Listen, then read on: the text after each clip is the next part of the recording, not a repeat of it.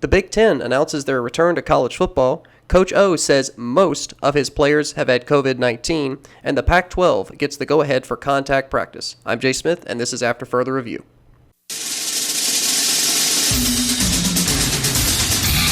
And now, after further review, a Clemson student's perspective on sports. There's a personal foul on number 99 of the defense. After he tackled the quarterback, he's giving them business down there.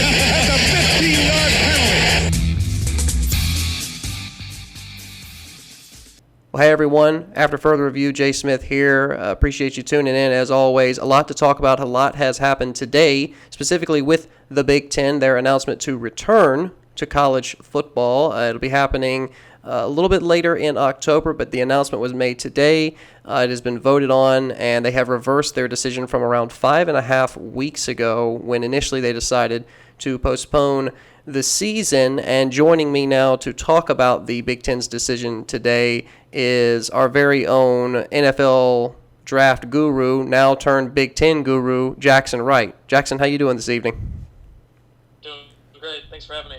Absolutely, man. Always enjoy you coming on. So, I guess just initially, I want to get your thoughts. What do you make of this decision? Do you think that this was a result of pressure from players, coaches, even some politicians, or do you think that this was just the Big Ten kind of reconvening and deciding that, okay, you know, the science or the testing is there and we feel comfortable with putting our players back on the field?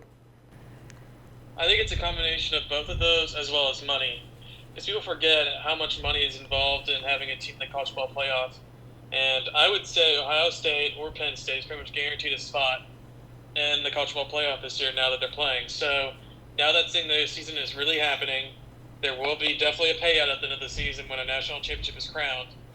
You want to get some of that money, and I feel like Big Ten was kind of thinking that, you know, that money would be super nice, especially when a bunch of schools are cutting a lot of their programs right now. Most notably, like Stanford is cutting like half their sports, and that Northwestern and a couple other schools like that are probably cutting a couple of the more nondescript sports that, you know, not many people might know about. Well, it's interesting that you bring up the college football playoff, because I happen to agree with you. I think that while the testing and the safety of the student athletes is obviously an important factor, I think money definitely motivated this decision, in addition to the pressure that they were facing from not only outside forces, not only some politicians that got involved, most notably the president, but also a lot of dissent from inside the Big Ten with Ryan Day's statement. And then even some players questioning the decision-making for the Big Ten. What's interesting, though, is that with this late October start date, the Big Ten can finish its season, which right now they have scheduled out. It's a very unique situation. I was reading an article that was talking about how they're going to have 8 games. It'll be all conference, and then the 2 teams will play for a conference championship at the end of the season for their 9th game, but then they're actually going to allow all the other schools that aren't in the conference championship game, they'll be seeded out, and they're going to play a 9th game that same week of the conference championship, which I thought was an interesting development. Yeah. Going back to your point about the pressures from some of the players and coaches, I don't feel like that pressure was as big as some people were thinking it was. I feel like a lot of it was kind of promoted by the press, so the players' coaches and the players' parents' march that they had over at Big Ten headquarters, there was maybe like 20 parents there. That was like nothing compared to what it should have been if they were like really parents were really up in arms. And then most of the players' response saying like, "Oh, we want to play." Most of that is kind of like sending a change.org little petition thing. It's the easiest thing ever, just hitting retweet. That doesn't have much to do, or it's not really a whole lot of the players to do or fight for. And then Ryan Day's statement. Ryan Day is, he has a chance at winning a national title, and he doesn't want to be in Urban Meyer's shadow, and he knows that this is his best chance to win one for probably the next 2 or 3 years. I don't know what their quarterback class is coming in like, but Justin Fields is a once-in-a-lifetime type player, and you got to take advantage of that while you do. And so, when you look at the other coaches, Jim Harbaugh was saying, yeah, I want to play football, but then, his school was one of the most outspoken schools saying that we don't want to do it. And then, you look at the other schools, there wasn't a lot of talk from a lot of the other coaches as much as a lot of people were thinking there were. Yeah, I mean, I personally, I happen to think that Ryan Day's statement said a lot about what he thought of the Big Ten's leadership and how the commissioner handled the whole situation and deciding to postpone the season at the time. I still think there is there's some merit to having a coach within your own conference come out and say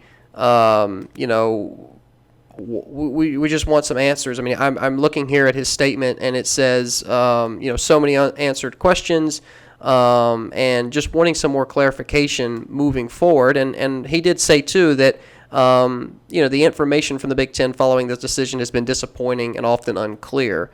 So I happen to think that you're right about Ohio State wanting to compete for a national title. I don't see Penn State in the conversation this year. I think if any team from the Big Ten were to make it to the college football playoff, it's probably going to be Ohio State.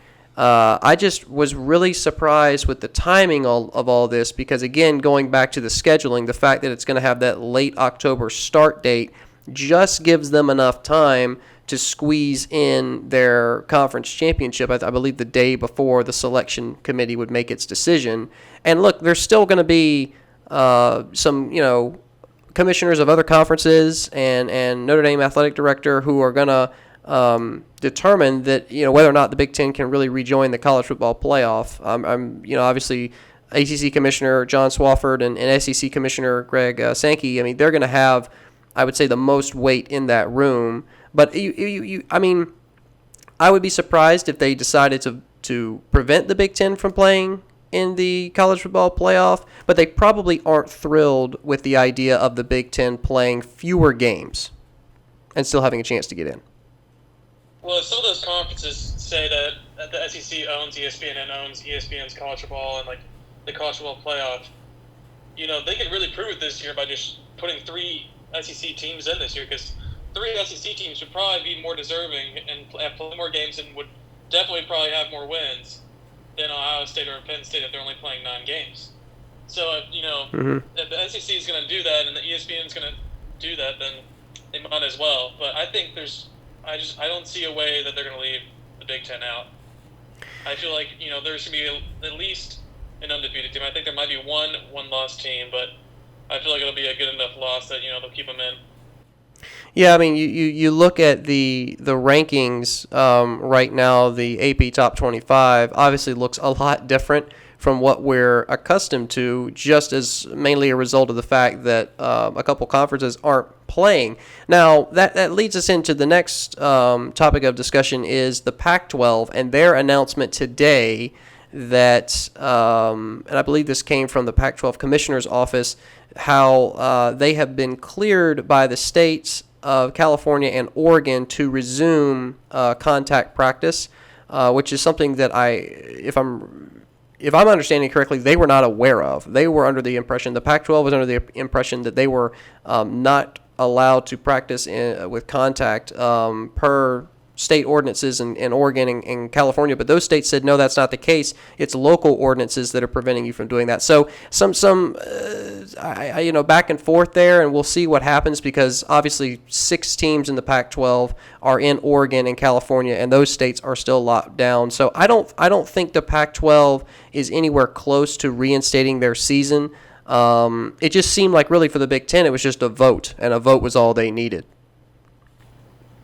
Yeah, my big question now is the other 2 conferences that are like the non-Power 5, which are the WAC and the MAC, and whether they're going to come back.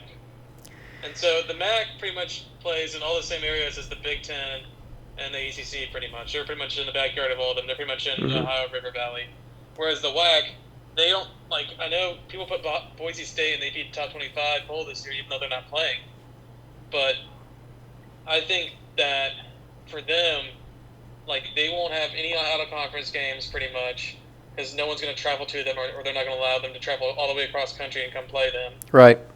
And then if, the biggest conference right next door to you isn't playing, I don't feel like you have any ability to play. Well, to be honest with you, I think both of those conferences are probably going to go the way of the Ivy League this year, and they're not going to play. Or if they do, they'll play a very condensed schedule in the spring because, with these bigger conferences and these bigger schools, there's a lot more infrastructure. There's a lot more in place to have a quicker turnaround to start up a season, and you just don't even really know what the state of most of these schools, like in terms of protocols and being able to fulfill, safety regulations. I mean, if you go through, some of the requirements for the Big Ten's return, and even across other conferences like the SEC and the ACC, and what they are requiring of each of these schools, not everybody in the country is going to be able to adhere to that strict of a guideline. They're not going to have the infrastructure in place to be able to test people 2, 3, 4 times a week, and have rapid testing options and all of that, contact tracing. I mean, all of those things take a lot of money and a lot of effort from these bigger schools. Yeah, that's really true. So, yeah, one of the things that I thought that, again, sticking with the Big Ten here, and specifically the college football playoff, what would you say about a scenario where, Clemson could obviously only play 6 or 7 games. I mean, there's no guarantee that they're going to play a full schedule. Alabama may not play a full schedule. I guess the question I'm posing is how would you, if you're in that college football playoff committee, how are you going to determine who the best 4 teams are when A, there's no out of conference, and B, the number of games played could be different for each team. You could have a Clemson team that's 10-0, an Alabama team that's 9-0, an Ohio State team that's 8-0, like an Oklahoma team, right? And let's not forget about the Big 12. I personally think that Oklahoma stands the best chance of getting in over a second SEC team, just because I think Oklahoma will be able to breeze through their schedule. But what are your thoughts on that? Well, I feel like there's a relative strength of conference already in place. Like, most people know the SEC is number 1, Big 10 is probably 2, ACC 3, and Big 12 4. And people act like, oh, we don't know how good the teams are going to be this year and that year. I'm like, well, most of the teams already have the recruiting classes have been there for a couple of years. We've already seen them, so we already know what the teams are like. Mm-hmm. And then it's not like there's going to be some big freshman recruiting class that's going to totally transform a program this year. So I don't see any big changes saying oh, the Big 12 is going to magically be the best conference this year. No, they're still going to be at the bottom of the barrel pretty much in all the conferences. And the ACC will probably be 3rd, and Big 10 will be 2, and SEC will be 1. That's interesting. So they're just going to continue keeping the rankings based off of the conference play, I would say. Well, that's an interesting point you bring up about the ACC at 3rd, and I want to comment on that for a second. So your rankings, obviously, you had the SEC at 1, you had the Big 10 at 2, and then the ACC 3, and then the Big 12 4. I think because of Notre Dame, who obviously they haven't really proven themselves in a big game in a while. Count. They're not ACC. They still want to say they're independent. They don't count. I understand what you're saying, but it still helps. It still helps the conference. I mean, right now you have, and again, this is a very atypical season, but you have Virginia Tech, Pitt, Miami, Louisville, Notre Dame, North Carolina, and Clemson all in the top 25. And if you go over to the Big 12, you've only got Oklahoma, Texas, and Oklahoma State. So I think there is some merit to what you're saying, but I still think, based off of what we saw this past week, I'm not sold on North Carolina yet. I'm not really sold on Notre Dame, especially after their performance against Duke. That game was a lot closer than it should have been. I'm not sold on Virginia Tech yet because they're not going to play until October. No, it's too early to pass judgment on all of the. I mean, obviously they were scheduled to play UVA, and that game has been postponed. I don't think it has been rescheduled at this point. Now Virginia Tech's they're going to have a lot of games later this season. They're going to have Louisville on the road. They're going to have Miami at home. They're going to have Pitt on the road. They're going to host Clemson. They're going to travel to UNC. So they're going to have plenty of opportunities to prove whether or not they are deserving of a top 20, top 15 ranking. But I think that assessment, it's funny because if this was a typical year, I think the ACC would still be at the bottom. I really do, just because the disparity between the best team, obviously Clemson, and the worst team is the highest in any conference. I mean, it's just night and day difference. Clemson doesn't even really have to try with most of these opponents. And at least in other conferences, Pac-12, Big 12, Big 10, it's more competitive than the ACC right now. I guess to follow that thread, if there's a team besides North Carolina and besides Notre Dame, is there a team out there in the ACC you think that may pose a challenge maybe next year or the year after? Somebody that's emerging. I really like Louisville. I think Scott Satterfield's doing a great job there. They have great skill players in Tutu Atwell and a couple other guys they have out there. So I feel like they're on the up and coming. I think we'll see it in College Game Day and the Game of the Week this week, where they just absolutely blow out Miami. I don't think it's going to be really that close. I think Miami is still they still have all the same fundamental issues they've always had, which is offensive line and then just bad decision making. And I feel like Louisville is probably on the up, and I feel like they're going to put them a run for their money, maybe even blow them out. Well, I think that's a good pick. If it was me, I'd probably go with Pittsburgh. I was really impressed with their dominance over Austin Peay. They did beat them 55-0. I understand it's Austin Peay, and look, they were up 42-0 at halftime. They had 10-minute quarters in the second half, so it was never close, and it was never going to be close. But Kenny Pickett, their quarterback, I was impressed with him. I thought he played really well. And look, if you look at Pitt's schedule, there's some opportunities to make a splash. You have Louisville scheduled for September 26th right now. That game's going to be at home for them. And then between Austin Peay and Louisville, you got Syracuse. Well, if you win that game, you beat Louisville. You got NC State the week after, Boston College. You might be sitting at 5-0 going into that Miami game.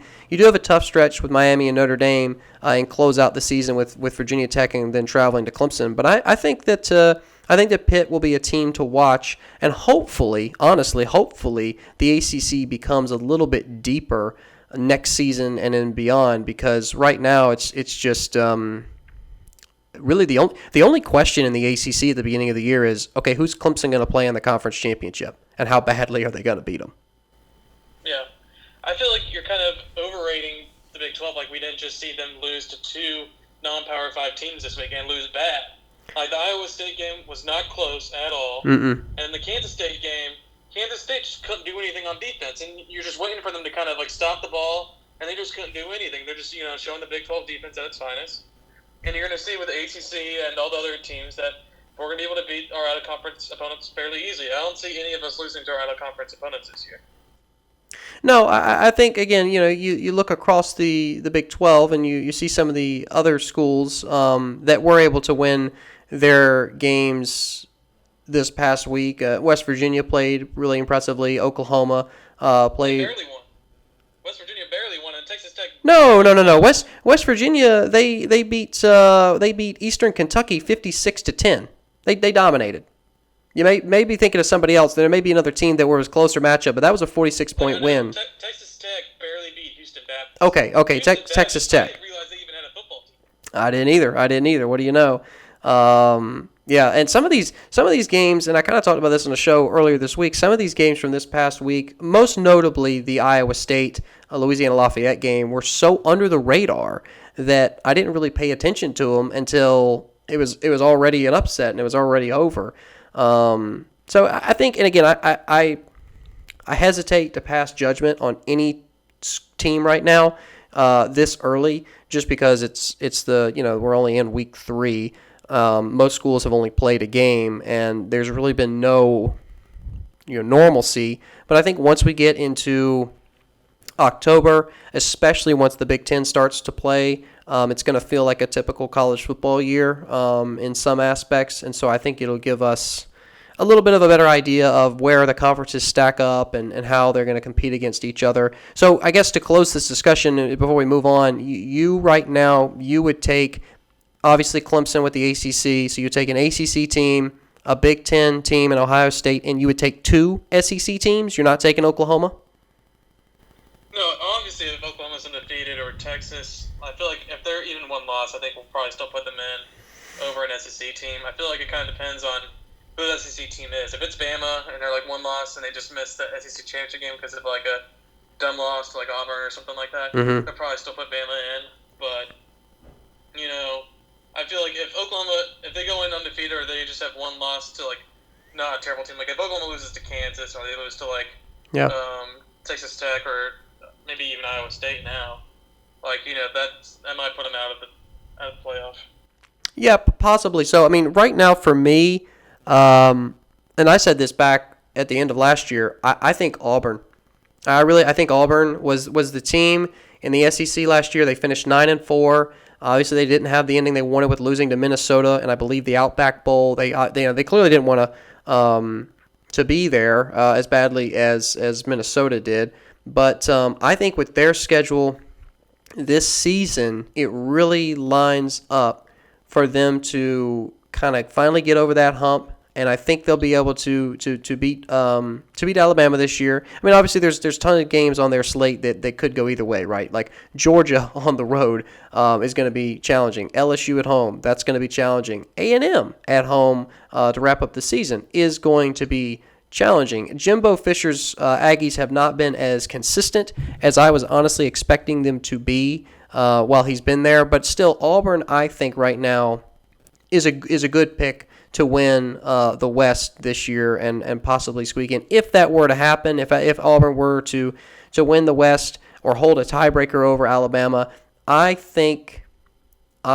think that Alabama would probably get the nod for the fourth spot over an Oklahoma or a Texas. I do. I think that they would put Clemson, and then they would put Auburn, and then Ohio State, and then Alabama, and that would prevent the SEC schools obviously from playing each other in the semifinal round. But I don't know. Again, that's so far down the road, and it remains to be seen what the season looks like. And it's all speculation at this point. Sticking with the SEC. Do you trust Bo Nix to win? What's that? Do you trust Bo Nix to win all those games? I don't. I think he's going to have a big sophomore slump, like a big old one. Well, I mean, it's certainly possible. I mean, I felt like watching Auburn last year, they had everything in front of them. They started 5-0, had an impressive win against Oregon, the season opener, 27-21. They beat A&M on the road a few weeks later, 28-20, and then it unraveled. It unraveled during that 3-week stretch of road games from October 5th through October 26th. They went on the road to Florida in the Swamp, and they lost 24-13. Now, they bounced back fine against Arkansas, which is no surprise there. But then the week after, on the road at LSU, they dropped that game 23-20. And that right there, in my opinion, was what took the wind out of their sails for the rest of the season. Because at that point, all hope was lost. They were a two-loss team with Georgia and Alabama still on the slate. And, even Ole Miss, the week after the LSU game, you could tell there was a hangover. I mean, that game was a game that I watched, obviously, since Ole Miss traveled to Auburn. And you could tell that Auburn was not really with it. And they ended up pulling through that game 20-14. And then the week after they dropped to Georgia, at that point, okay, the best you can finish is 9-3. But they still pulled out a great win against Alabama. So my point is that up until that LSU game, Auburn really had a chance to compete in the West, and clearly they had the talent. I mean, look at that Alabama, look at that Iron Bowl game from last year. I mean, 48-45. One of the best Iron. It's just because of 2 picks from the Alabama quarterback. Mac Jones threw those 2 picks, and if he hit those. But listen. Well, hey, look. Bo Nix, you mentioned Bo Nix's consistency, right? He may have a sophomore slump. Look, the fact of the matter is that he went 15 for 30 for 173 yards and 1 touchdown in that game. Okay, 1 touchdown. And the running back Whitlow, he only had 114 yards on the ground, but Auburn still put up 48 points. 48 points. I feel a lot of that is kind of inexperience on Mac Jones' part. And I feel like he'll be way more experienced this year. I feel like he'll be better. I feel like Alabama's going to run away with the West this year because LSU doesn't have any returning starters hardly at all. And then Auburn, Yeah. I feel like they're just going to mess up one or two games like they do every year. No, LSU will not be. themselves out. LSU will not be in the conversation. I don't know anybody that seriously thinks that LSU will be in the conversation. I expect I them don't to know who be. he's putting in the top 10. Like, that's my question, is who's voting to put LSU in the top 10? I understand that he won the national title last year, but, you have Miles Brennan at quarterback, and Miles Brennan has been said to be their savior for the past 5 years, and still has yet to start a game because he's that bad. Right. And then, I don't understand, where they're thinking, LSU's going to get all these great talent from.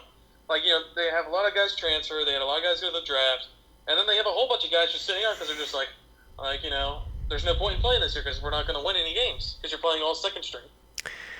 I mean, listen, I think right now, because Auburn showed a lot of grit and determination last season, yeah, they finished 9-4, and yes, Bo Nix didn't have a stellar statistical game against Alabama, but the point is that the Tigers still found a way to put up 48. They still found a way to get it done, and I think he's going to take. I honestly do. I think he's going to take that experience in the Georgia game and the Florida game and the LSU game, and yeah, even the Alabama game, and he's going to transfer that over this year. And I think they're going to come in with a chip on their shoulder because guess who's going to be favored? Alabama. Auburn's not going to be favored. They never are. Okay, so they can play that perennial underdog just like They were during Cam Newton's year, weren't they? They may not have been, but that was 2010. I mean, good Lord, that was a decade ago. I mean, that was yeah. But, okay, so it's been 10 years. It's been 10 years since Auburn was really favored in the West, at least coming into the season. My point is, and look, I could be wrong, but I really feel that Bo Nix showed a lot of grit and resolve his freshman year. And I think he's going to come back and he's going to take the experiences and he's going to use them going forward. And again, you look at their schedule this year. You look at Auburn's schedule and it lines up pretty nicely, I think, for them. Some tough games, yes, but I'm not expecting LSU to be a challenge. I'm not expecting Tennessee or A&M to be a challenge. I don't really think Kentucky's going to be a challenge for them. I think the two games that matter to them. Kentucky's overrated right now because they're trying to put in a total 25, from 3 conferences, and you're Sure. not going to put in a whole bunch of Big 12 in there, so you're putting in SEC crap, pretty much like Tennessee. Sure. No. I'm not saying that they are going to be a threat because they're ranked. I'm just simply saying I think Auburn is the much more talented team. But back to the games that matter for them this year. 2 of them road games: Georgia and Alabama. That's it. If you are Auburn, you take care of business every other week, and you've got 2 circled on the calendar. One is the second week, October 3rd. And then obviously one is down near Thanksgiving on November 28th right now. But I mean seriously, if you're Auburn and you win that Georgia game, you are coasting. You are coasting to that Iron Bowl, and you're going to have so much to play for when you get to the Iron Bowl. I think they could get it done 2 years in a row, even though the game will be at Bryant-Denny this year.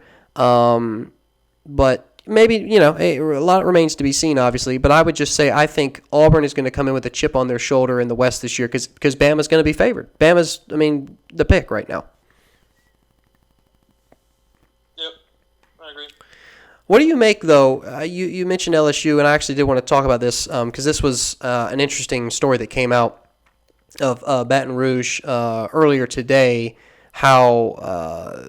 or actually, I guess it broke yesterday, but Coach O for LSU, he said that, and this was a quote, that most of his players have tested positive for COVID-19. Of course, then the AD, Scott Woodward, had to come out and say that his coach was being, quote, a bit too transparent, honestly, to a fault. So what do you make of that? Do you think that that LSU has had more positive cases than they're publicizing, or because obviously they cite privacy concerns, right? Like a lot of schools will do. They'll cite privacy concerns when asked how many individual athletes have tested positive for COVID-19. But you think this was just a slip of the tongue, or was it something more, something that we should be paying attention to? Well, you got to think about where LSU is getting their players. So they get a lot from Texas and Florida, and so their COVID peak was late July, early August. Mm-hmm. And so they're moving in around that time, and so those COVID tests aren't on their little sheets and stuff. Even though they know they had COVID, they're not like on the reports they have to send out each week saying like, oh, we had this many players get this week, we had this many players get this week. So I feel like when he says most, somebody got it in Florida or Texas, like Xavier Thomas from Clemson got it here in South Carolina before he went to Clemson. that has him sidelined for this season. But I feel like there's probably a couple that got it there. And then I feel like they're just like Clemson, right when you get there, people coming from all over the place, you mix together, you get 30 or 40 positive cases really quick. That's 40% of all your players, and then pretty much from there you're good. I feel like that is honestly better than what Tennessee went through this past weekend, where they couldn't scrimmage because half their players got COVID or were exposed to someone that had COVID. So I feel like, LSU is kind of doing what Clemson did, was just kind of like getting enough people to get COVID and just kind of like get through it and then just continue on with life at that point. Yeah, and actually another team that's been impacted recently is Missouri. I believe they've announced that at least 12 players, they'll be down at least 12 players for their season opener against Alabama on the 26th. Not that it was going to matter anyway, not that Missouri was going to compete against Alabama. But that is one of the more recent storylines, at least from out of the SEC, as it relates to COVID, that they're down 12 players right now from testing. So I don't know. I mean, I think again, as the season progresses, a lot of people now are saying that with the combination of the flu and COVID, that cases could spike again, and you could see games postponed or canceled, which is. I feel like we've already had our second spike though, because if you look at all the graphs of the COVID cases, I work with these things every day.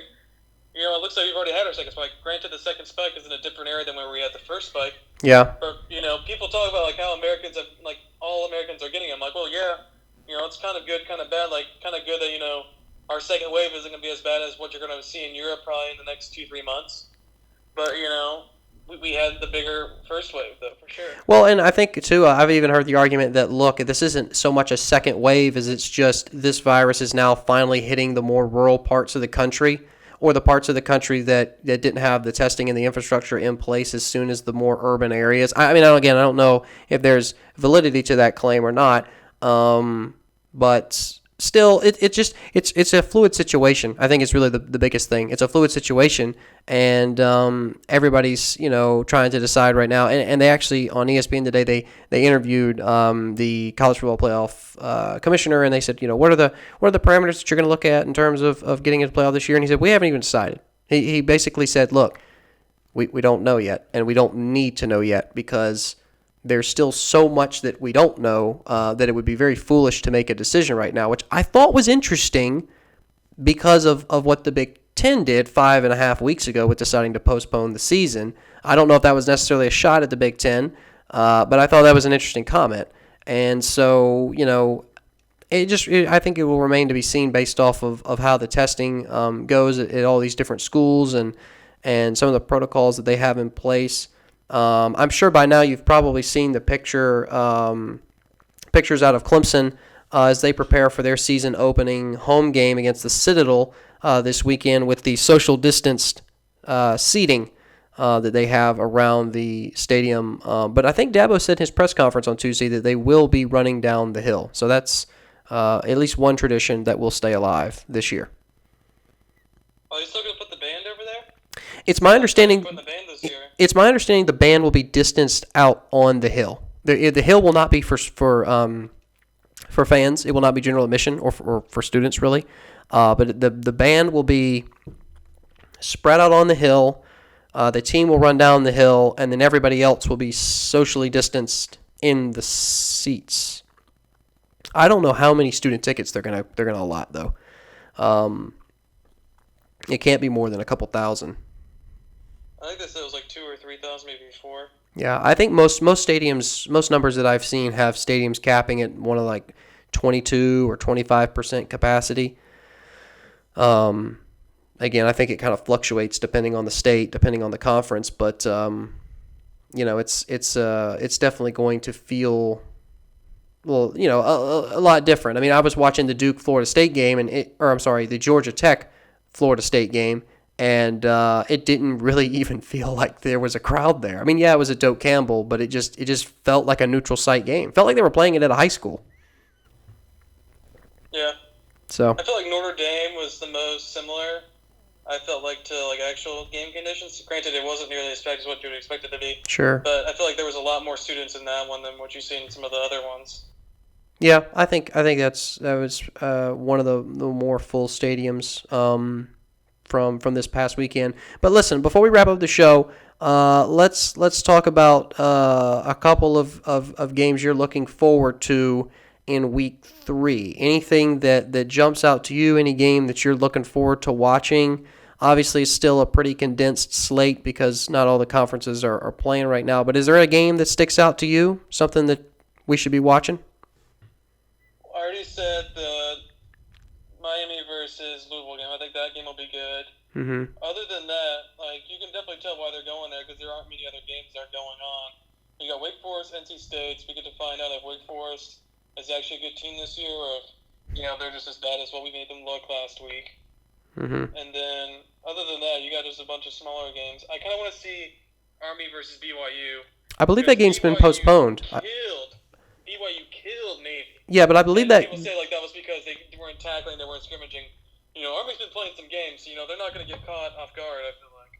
I think that game has been postponed. According to ESPN scheduling, that game, right, and it will be a great matchup, I agree, but it has been postponed as of right now. Yeah, that's right. So, I'd say the game that I'm looking forward to is UCF and Georgia Tech.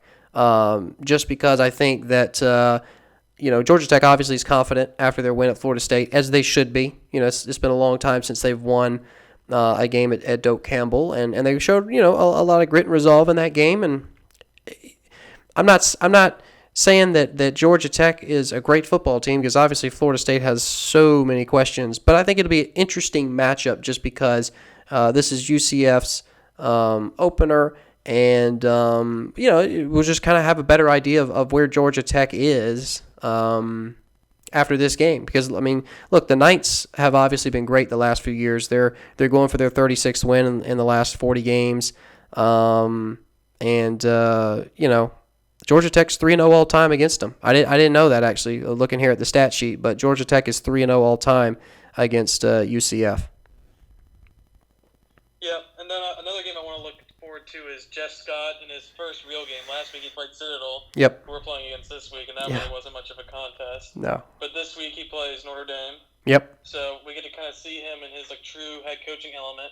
Yep. Nationally televised game on USA Network. So I feel like that'll be kind of interesting to kind of see, because he's the very first Clemson coach other than Scott Morris, and Morris just didn't do a good job at all. So Chad Morris, right? Chad Morris. Morris. Chad Morris, yep. Yeah, Chad Morris. And so I want to see how Jeff Scott does at USFC, because everyone talks about the coaching trees of these great coaches. So Urban Meyer's coaching tree. That you look at Nick Saban's coaching tree, and just all the people that have left him and gone on to have a lot of success. I want to see someone from Dabo Sweeney's coaching tree to go on to have success. For sure, yeah. I think it could take a while for him to build up that program.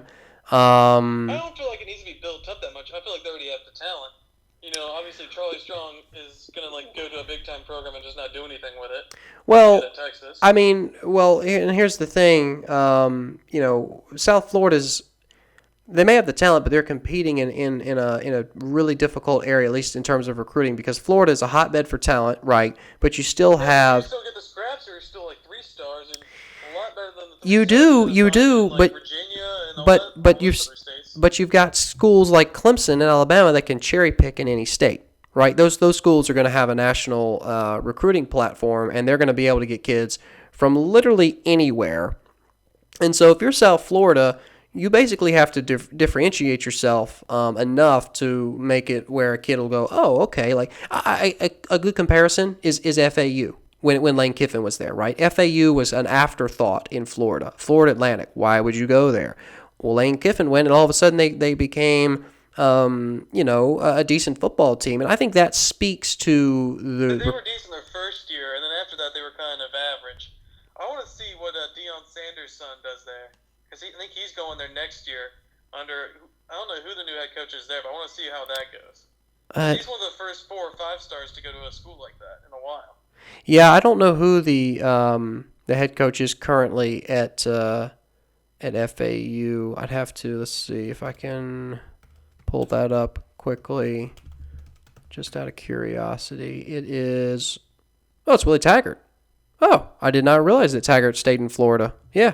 He's never mind. That's not gonna be good then. Yeah, well, Willie Taggart is one of the most overrated coaches ever, I feel Yeah, I don't know how that'll. over at USF, got the job at Oregon, and someone said like, "Oh, if you got the job at Oregon, you can take the job here at Florida State." Yeah. He Yeah. just drove Florida State to the ground. You could say some of it was Jimbo Fisher, but a lot of it was Willie Taggart. I don't think Taggart helped, but I think that Jimbo Fisher dug. I think he dug the hole and he pushed Florida State. Florida State turned its back for a second, and then Jimbo. They just missed one recruiting class. He was still recruiting hard up until that last year. Yeah, but Taggart never signed a quarterback. One recruiting class. He still had like sophomores, juniors, and seniors that still had all the talent in the world. But Taggart never signed a quarterback. Yep. In 3 years, he never signed a quarterback. How do you do that? How do you do that? How? Like, I don't even. Yeah, you also have Sam Howell, who's now at UNC, who was initially signed at Yep. Florida State, now is at UNC, and then Yep. you had the Georgia Tech quarterback who beat them this weekend, true Yeah. freshman, was Yeah. signed there, and then the new coach, what's his name? At which school? Coach at Florida State. At Florida State. It's Mike Norvell. Yeah, Mike Norvell Yeah. said we don't want you because you don't fit my system, so he went to Georgia Tech and beat him this weekend. Yeah, and funny enough, Mike Norvell actually was at Memphis before Florida State, and he was I want to say either the number 1 or the number 2 for Ole Miss before Lane Kiffin came into the picture. Obviously, it was like Norvell or Lane Kiffin, and Norvell's pretty popular around here since Ole Miss is about an hour south of Memphis. But yeah, I don't know how Norvell will do at Florida State. Not a great start. They came out a little inspired, and then they just fell apart the second half. I finally turned it off at the end of the third quarter because I was just like, this game. I was waiting for their offense to pick up because you kept watching all of his offenses over at Memphis, and they were just so much better than what they had over there. Yeah. You could blame it on the O-line, but like the O-line has had issues for all these years. You would think they would be able to recruit someone or bring in a new offensive line coach at this point. Try to change some things around, or maybe just go to a system where you don't need offensive line protection that much. But they're still doing the same thing. Yeah, I don't know. It's going to be interesting to see. Football in Florida right now is a bit of a mess. It's a hot mess. But football all over the country is back, thank goodness. That's going to wrap it up for this edition of After Further Review. I appreciate Jackson taking his time to join us to talk some college football. This episode will be live sometime tomorrow morning in podcast form and posted on Facebook. And hey, don't forget to get in the AFR College Football Pick'em League if you haven't already. Still have a week to do that. The season goes live on the 26th, I believe. So the links for that have been posted to our social media. Appreciate everybody tuning in. Thanks so much again to Jackson for joining me. I'm Jay Smith, and this has been After Further Review.